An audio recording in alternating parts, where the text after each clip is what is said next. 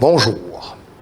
Alors que les Gabonais n'avaient de cesse de se plaindre de leurs mauvaises conditions de vie et de travail, et qu'ils ne savaient quel être implorer pour réparer le préjudice que leur faisaient subir quelques individus imbus de leur personnalité, ventriloques, égoïstes et assurément antipatriotes, ils ne juraient que par un seul slogan, celui usité chez les Nzebi, une ethnie de leur pays, Boulongu Tchengla Tchengla, comme quoi le monde est en perpétuel mouvement, rien n'est statique.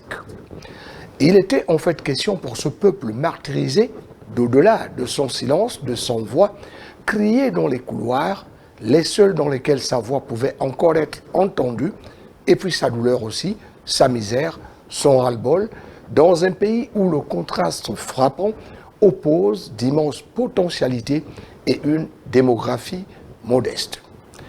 Qui, pour répondre à cette problématique au regard de la centralisation du pouvoir par un régime despotique et un assujettissement de l'armée à la volonté du prince? Machiavel, quand tes leçons inspirent les gouvernants.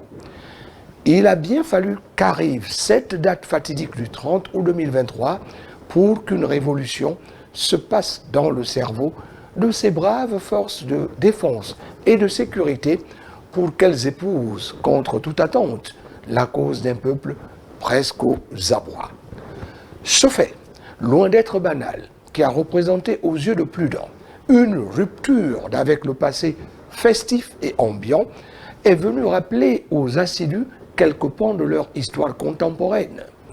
Il n'y a qu'à se souvenir de la chanson Yalela de la chorale Notre-Dame de la Salette de Koulamoutou, dans le sud-est du Gabon, utilisée par l'Union du peuple gabonais UPG, parti d'opposition luttant contre le système d'Omar Bongo Ondimba, et de son leader charismatique, Pierre Mamboundou Mamboundou, que l'on accueillit en triomphe à l'hôtel intercontinental de Libreville, au sortir de l'ambassade d'Afrique du Sud, où il s'était réfugié après avoir échappé à un assassinat. Cette chanson nous rappelle aussi sa disparition et la sortie de son corps de l'église Notre-Dame de l'Assomption et le parcours de sa dépouille, tant dans les rues de Libreville que celles de Mouila et Ndendé, où il repose éternellement. Beaucoup se demanderont pourquoi faire une fixation sur cette personnalité politique. Nous leur répondrons, pour reprendre Karl Marx, que les hommes font l'histoire, mais ils ne savent pas l'histoire qu'ils font. Car qu'ils se souviennent de quelques moments historiques, comme celui au cours duquel, face à la presse, Pierre Mamboundou Mamboundou, en visionnaire, décrétait que la date du 30 août serait celle de la libération du Gabon et celui de sa rencontre avec Omar Bongo Ondimba, rencontre au cours de laquelle il remit à son hôte en guise de présent une Bible. Que de symboles lorsqu'on se remémore le discours de l'ancien président gabonais au soir de son magistère. Dieu ne nous a pas permis de faire du Gabon ce que nous sommes en train de faire.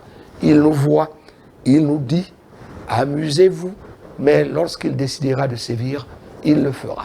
Ainsi parlait avec le cœur Omar Bongo Ondimba. Comment ne pas croire que le CTRI est venu accomplir cette prophétie? À très bientôt.